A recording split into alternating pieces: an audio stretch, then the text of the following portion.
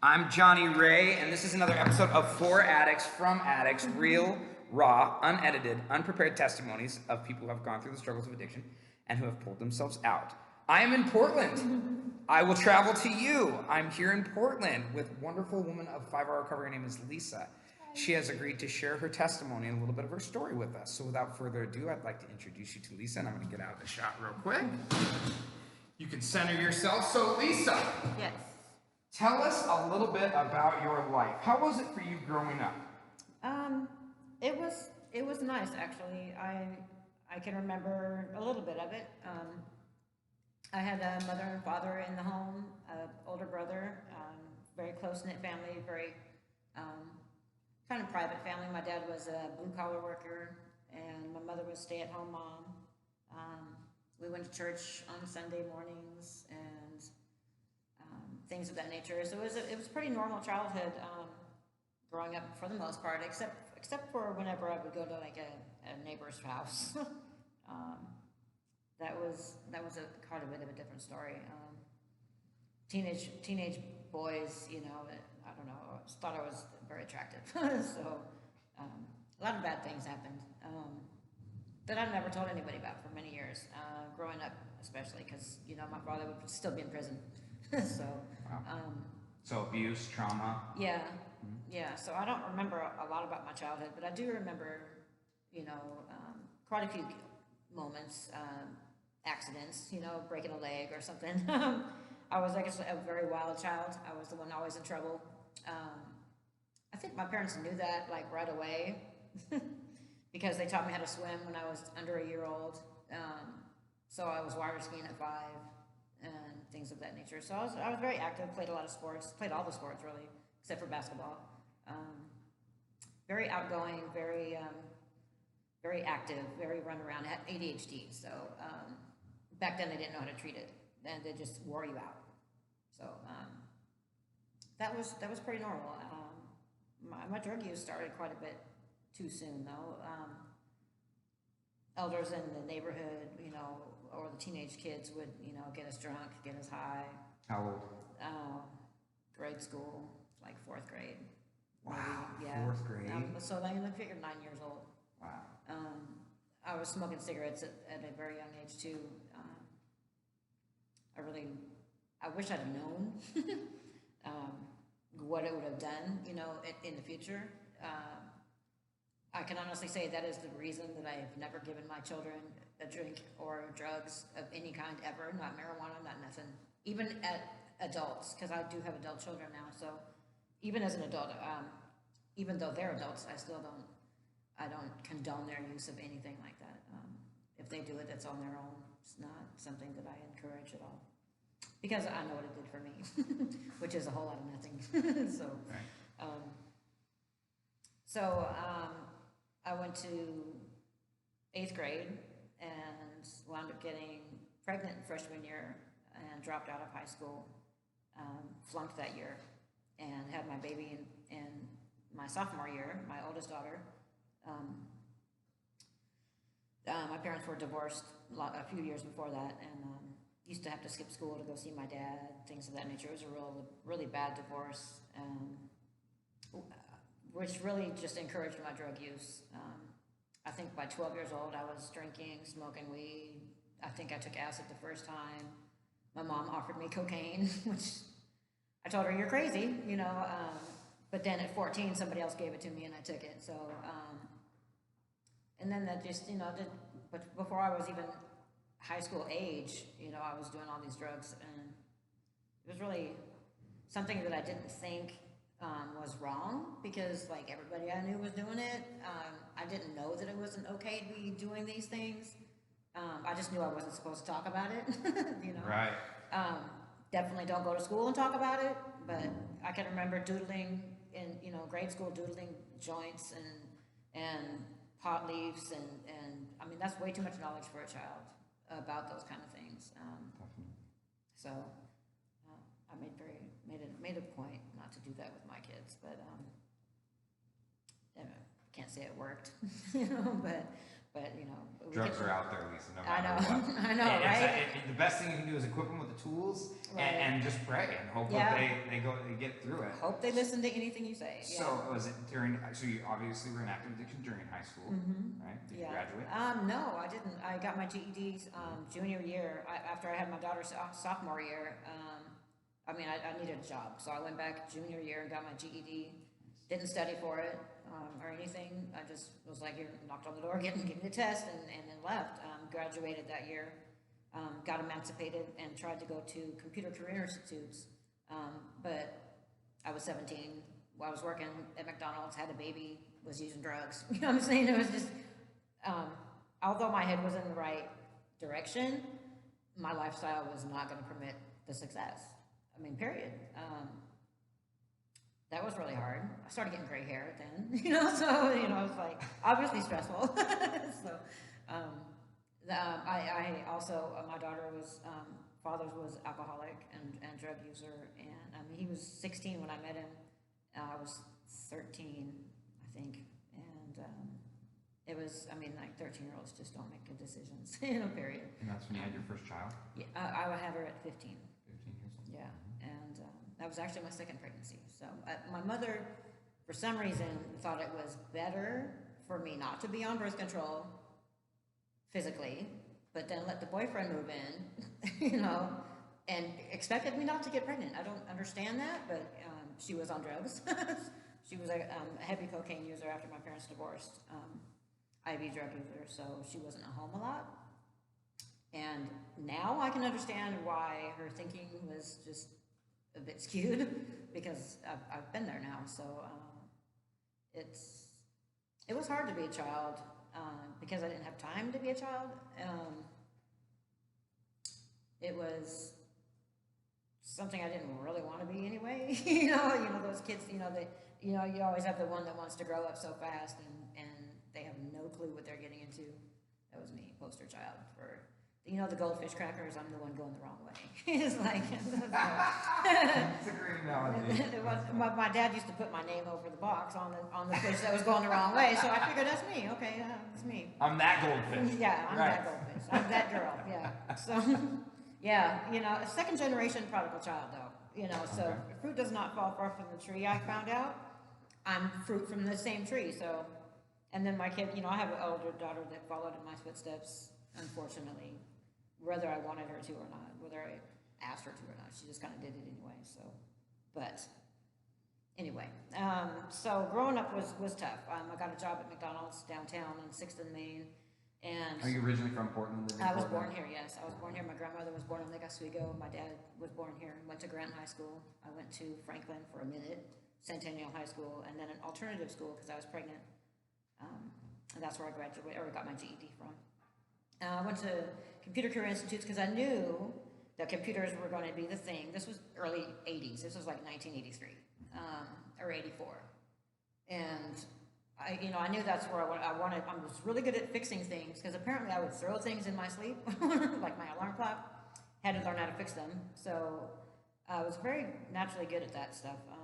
Wanted to be a computer technician, but then I met my oldest son's father, and there went school. So, and actually got him to smoke weed for the first time, which was a very bad mistake. He's one of those people that gets really angry if they don't have weed.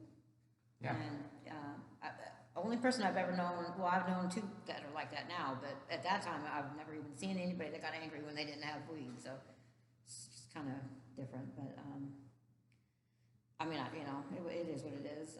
That was a very violent relationship. Actually, both those two relationships were very violent. So I didn't grow up with that in my household. So I didn't understand it. But you think you're so in love. Especially with a girl. I mean, it's so hard for girls because they, especially when they have a broken home, they try to emulate the family that they thought they had or wanted, and it's, especially when they're young, it's just so, they just so don't have it figured out, but they're trying to have that, so, but I spent a lot of years with my second son's dad, or my first son's dad. we had 2 kids together. That's when because of the abuse, I was introduced to cocaine, smoking crack cocaine. Prior to that, at like, I think 15, my mom, I was 14 or 15, gosh, so long ago, 14 or 15, my mom showed me how to freebase. And I still don't get it, you know, I mean, why would you do that to your kid, especially a girl, but she did, and I noticed right away that something was wrong. Well, and what chance did you have? Yeah. That's, I mean, what are we talking about? And Yeah. so be proud of where you are now Yeah. as compared. So keep going. This is great. Yeah. So anyway, crack for me was the perfect escape for the pain. I mean, like instantly, I felt nothing. Nothing. Had no thoughts. Had no feelings. Everything was gone. I mean, instantaneously, and it didn't matter what was going to happen next because I knew I could go get some more and it would be gone again. And I did that for, oh gosh, I don't know, like 6 months or 8 months, something like that. And then found out I was pregnant with my second son, which would have been my third baby. And I'm only 21, 20, about that time. That was a very difficult time because of the abuse. I also started prostitution because we were very, very poor. And when my son looked at me and said, you know, I'm hungry and I didn't have anything to feed him, I had to do something. So I didn't have a job. We were living in a home that was very not unkept, but it was very run down. And there was a lot of us. I was living with my son's father's mother, and I think she was working at the time, but temporary services or something, and nobody else in the house. They were all adults, but nobody was working. It was really difficult. So I started, you know, he says, watch the kids, I'll be right back, you know. And, well, you know, I mean, I was able to feed the kids, but when I started smoking crack, obviously that led to more, and you know, even more. I was actually. My son's father came in with another girl that he was seeing at the time I was pregnant, and it was like, get out of bed. Me and her are gonna go to bed. And I remember leaving the house because I was just like, oh yeah, fuck you, you know. And I left the house and I got a half a block from the house and was pulled into a car. And for hours, at 6.5 months pregnant, I was beaten and raped, and I mean, like, for hours. The guy tried to dig my baby out of my stomach. I mean, he was horrible, absolutely horrible. 2 guys, actually. The passenger, when he saw that I was pregnant, he was just like, oh my God, stop, you know, you need to stop. But the guy kept going on. I mean, I was like hanging out of the driver's side window, front window, screaming as he's like pulling me by my hair, you know, pulling me back in the car, and I'm screaming bloody murder. Nobody calls the cops. Nobody did anything. Here in Portland, yeah. Wow. North Portland, or northeast, off of Lombard. I mean, he just like drove us around in the car, and it was just, I mean, I had like 2 black eyes, broken nose. I was beaten really bad. Was the baby okay? Yeah, well, for the most part. From what I could tell, he was all right. But I don't remember. I relapsed after that. I had quit smoking for quite a couple of months, I think 2 or 3 months, once I realized that I was pregnant. And after that, I relapsed. Because, I mean, I was in a lot of pain. I was in a lot of pain. And I remember my son's dad was, I was in the hospital after the incident, and the cops were like, okay, we're going to call your house to tell them what's wrong. And I'm like, no, God, no, please don't call the house. They're like, what do you mean? You know, so it was a woman cop too, and she's like, well, I'm gonna call them anyway, begging her not to. And so she's on the phone. She's like, yeah, well, we're here in the hospital. We have Lisa here, and I could hear him screaming at her on the phone, put that bitch on the phone, you know. And I mean, I just broke into tears, and the cop's just like speechless. She's just like, and he gives me the phone, and he's like, I'm gonna beat you up when you get back, and yada yada, I don't believe you, and that's no cop, you know, just smoke a crack again or something. And I never forget that when I walked in the door, his jaw just bam hit the floor. I mean, like just like they do in the cartoons, you know. It's just like he couldn't believe it. He dropped everything in his hand. He's just like, oh my God, you know, because you know he didn't believe me. But First of all, stop for a minute. yeah, I know. No, I'm saying this only because I want to say thank you, because as real and as raw as you are, and as composed as you are, it's truly an inspiration for me and everybody who's watching. It's so important that people understand that this is norm, unfortunately, when it comes to smoking crack, smoking meth, shooting heroin. Yeah, drug addiction, the lifestyle it causes you to have. Definitely, and in these stories, they're real and they're raw and they're unedited and they're unprepared for a reason, because that's what's out there. Yeah. And I just wanted to put emphasis on that, that people need to understand that it's not just closeted doors. It has to do with prostitution, it has to do with abuse and neglect and trauma, and it's all crazy, but the fact that you're real about it. So, sorry to interrupt. No, it's okay. Probably needed to breathe anyway. Well, don't you feel a little bit more relaxed? Yeah. In the beginning, it's like, oh, what am I doing here? Yeah. And once you start getting to go, it's all that. I'm also not accustomed to telling like everything. You know what I'm saying? I mean, I don't think I've ever told anybody everything except for like a sister or like a family member that I know really well, or a friend that I've known like all my life. But I think it's important to be as honest as you can, because a lot of people are misled by addiction. In my experience and in my observation over 50 years of addiction, being a child of addicts, being a mother of addicts, and being an addict, you know what I'm saying? I've seen the full circle over and over and over, and it's extremely important that people understand that addiction typically is the cause of trauma. There's always something that you're medicating for in the beginning, at least in my experience and in my observation. An addict doesn't just wake up and say, hey, I think I'm gonna go use drugs today, I'm gonna become an addict. Right. You know what I'm saying? Not ever, you know? Yeah. So, and it could be on accident, it could be, you know, but there's some reason why they're medicating on their own. So, in my experience. But that's just my unprofessional opinion. But I've got a lot of years experience. So, anyway, where was I? Oh, Daniel. Yeah. It was weird though with Daniel. I don't remember giving birth to him. I remember I was in a hotel room and I started going and having contractions. I'm assuming false labor, I'm not really sure.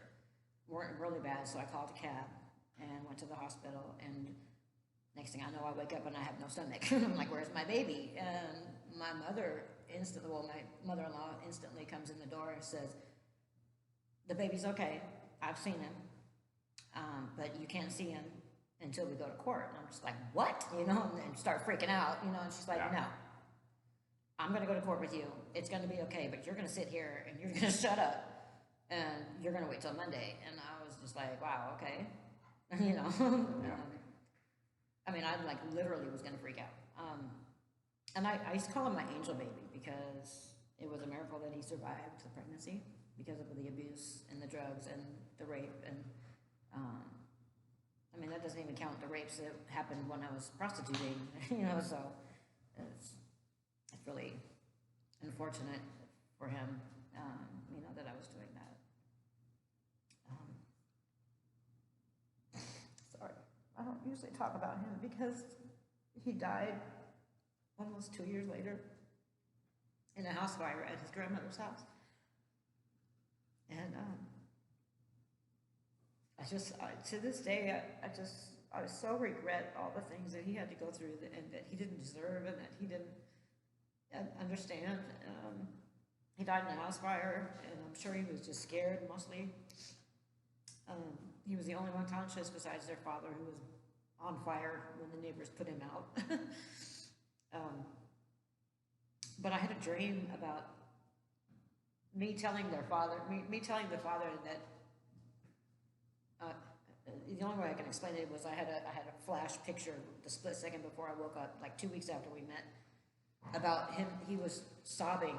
My exact words were, "You were sobbing, weeping as if someone had died." And his head was on my chest, and I was rocking him, telling him it was going to be okay. And the day I told him that our son was dead, that's exactly what happened. And I mean, like, exactly what happened. And in fact, I asked him, I stopped rocking him, and I asked him, I said, oh my God, do you remember that dream I had? He stopped crying and looks at me, and he's like, yes, and then continued on. And so, yeah, it was really hard for me to talk about, but he was such a special child too, and so just like wanted to know everybody. And when his older brothers, he has two older brothers, one by the girl that I got kicked out of the bedroom for, and my son Kevin, and he would that when they were all together, he wouldn't let them push him on the toys. He wanted to push them. It was like he wanted to make sure they had fun. He wanted to do things for them all the time, and he was only here for such a short time. Total giver, it sounds like. Yeah. Just wanted other people to enjoy. Yeah, you know, he used to play hide and go seek. He'd like hide under the laundry pile for hours, you know, while I'm frantic looking for him. He'd like, you know, and I'd find him or in the cupboard. He would just do weird little things like that, and it was just, he was so special.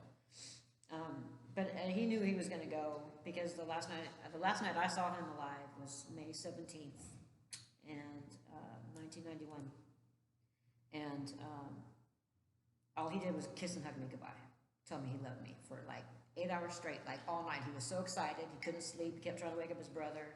It was just really, I mean, he knew he was going someplace really cool, you know. He was really excited about it.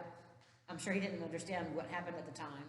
I'm sure it was terrifying, but that night he was super excited and couldn't sleep. Kept telling him, "You're not going anywhere but to bed," you know. I wrote a poem about that called If I Could Turn Back the Hands of Time.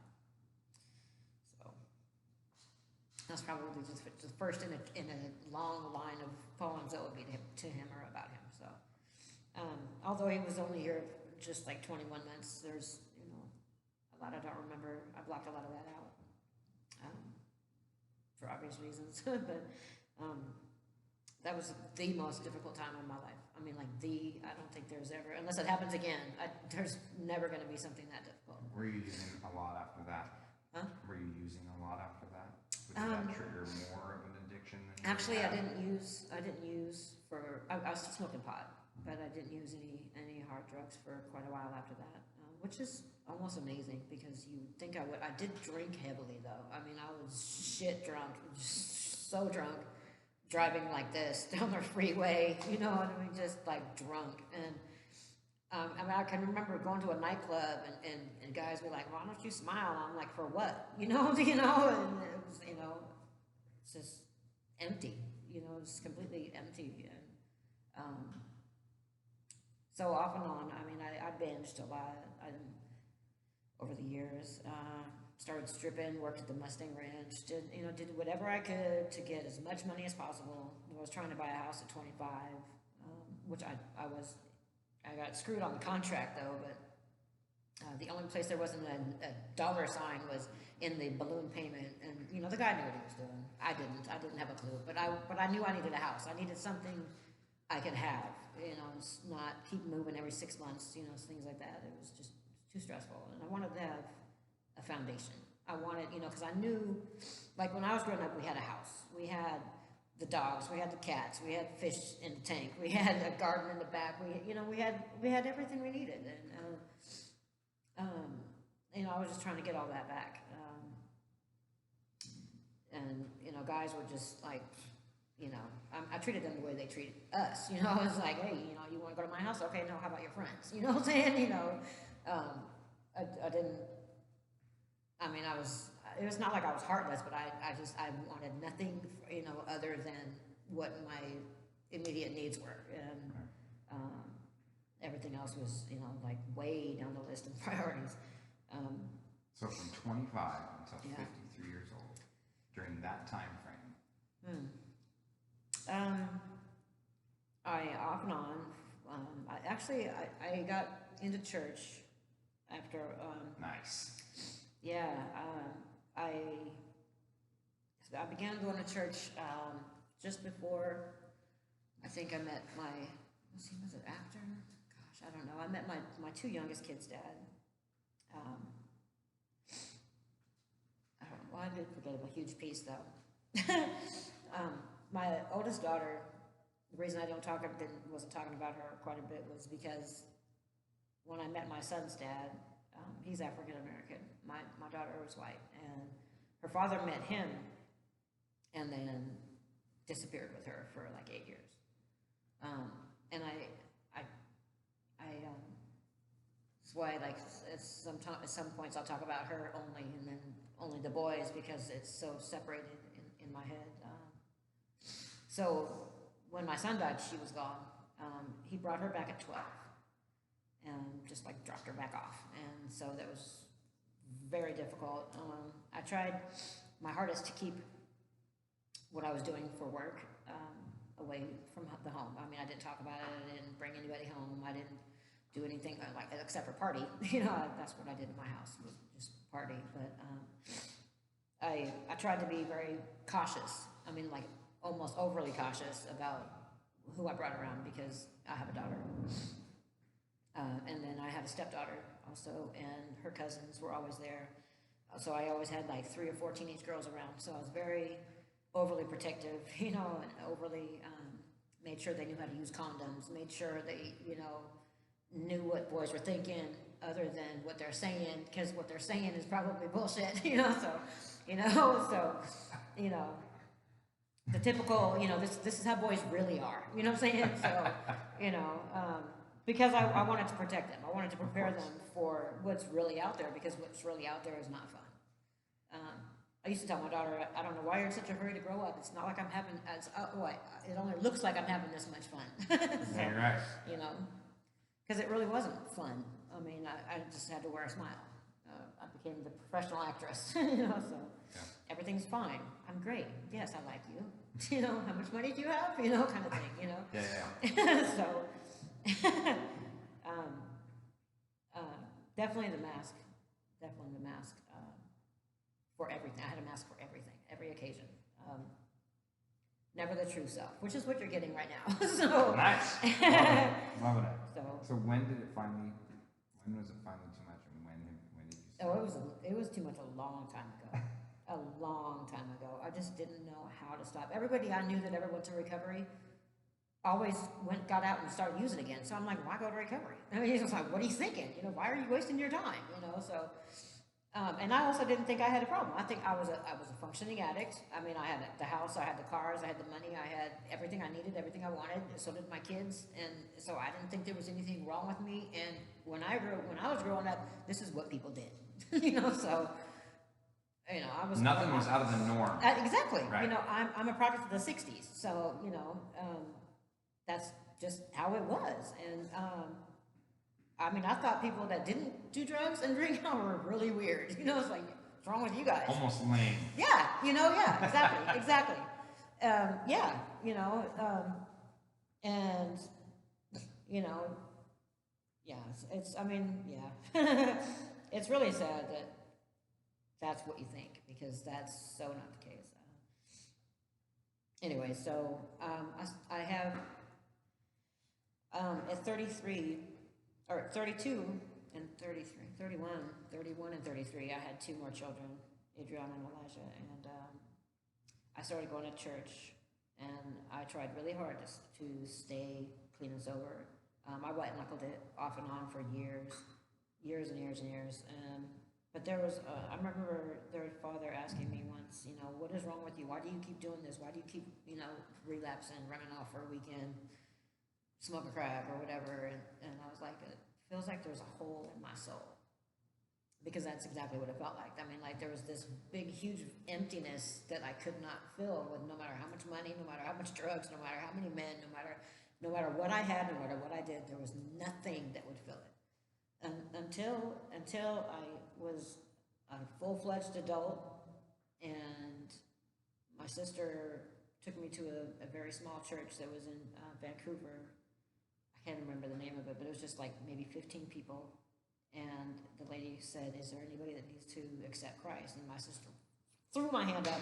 I'm just like, no, you know, and she's like, oh no, her right here. And so I remember, and because I had done that many times before in the past, but never as a full-fledged adult, never as, I mean, like, in here, an adult, you know what I'm saying?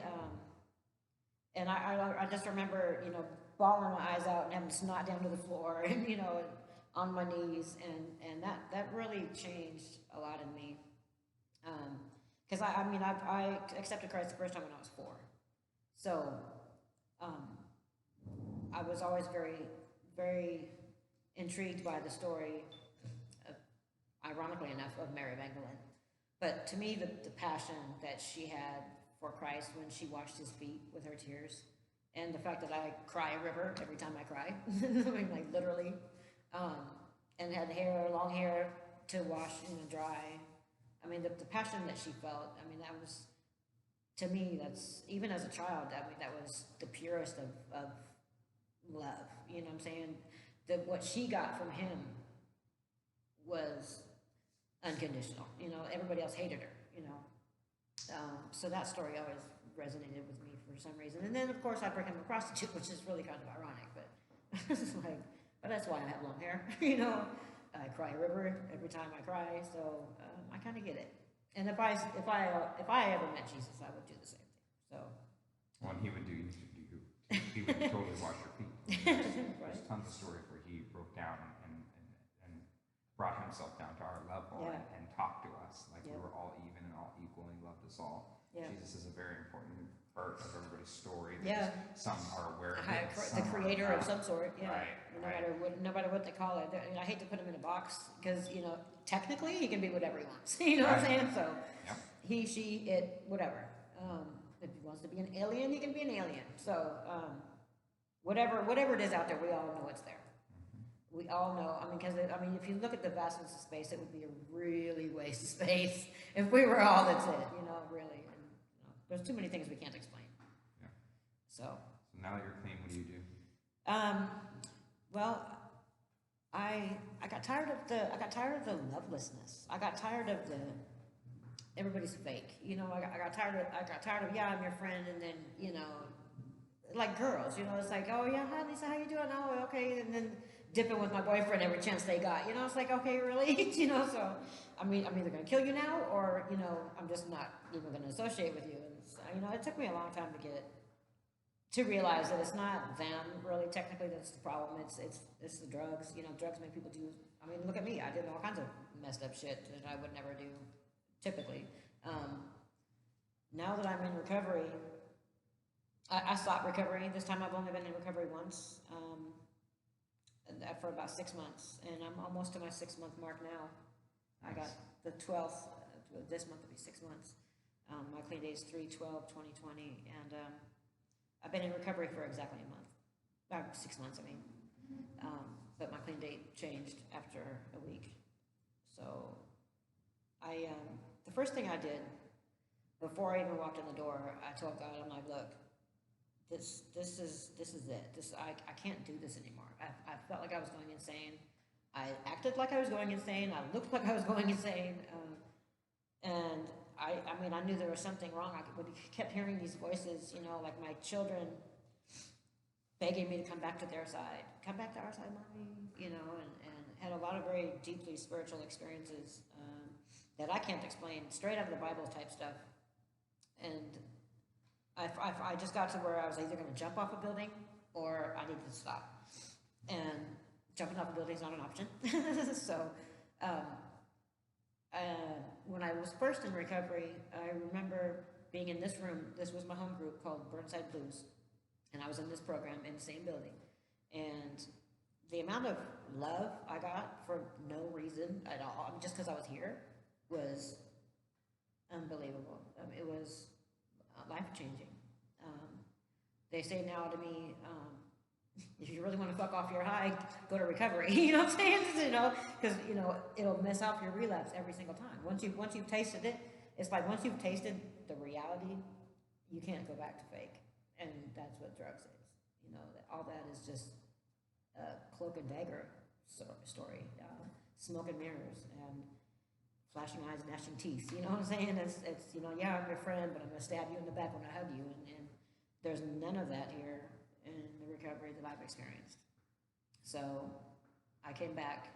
In fact, I went to the same program at the same building, about 6 years apart, and begged them. I mean, I came back like 6 or 7 times. Came to a couple meetings before that, even here in this room, because I knew that here I would get a real hug. Here I would get somebody that actually cared, even if they have no idea who I am. Someone in this room would care enough about me to say, hey, you know, come on back. You know, we're glad to have you. You know, and show me unconditional love. And that is something that I mean, my cat would love me more in a day than my boyfriend of 12 years in a whole year. You know what I'm saying? So, you know, I mean, it was sick. It was sick. So, I mean.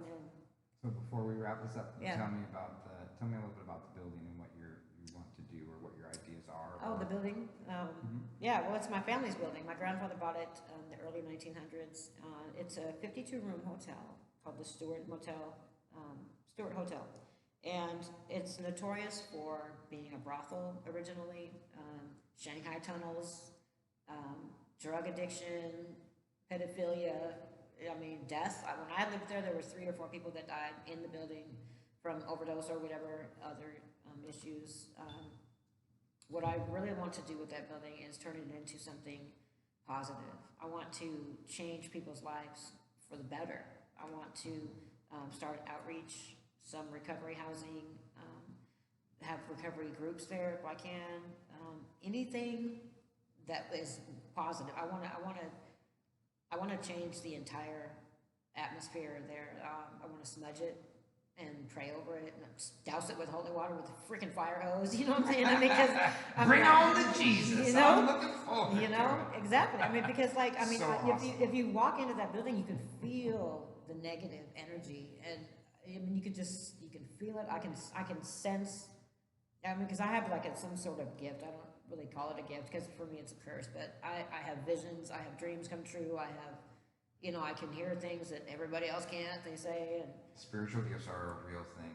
I know. And you need to embrace it and not when you're try to fight when it. you're an addict, it's really hard to embrace that shit. It definitely is, but Jesus and God puts us through this. Yes, I know.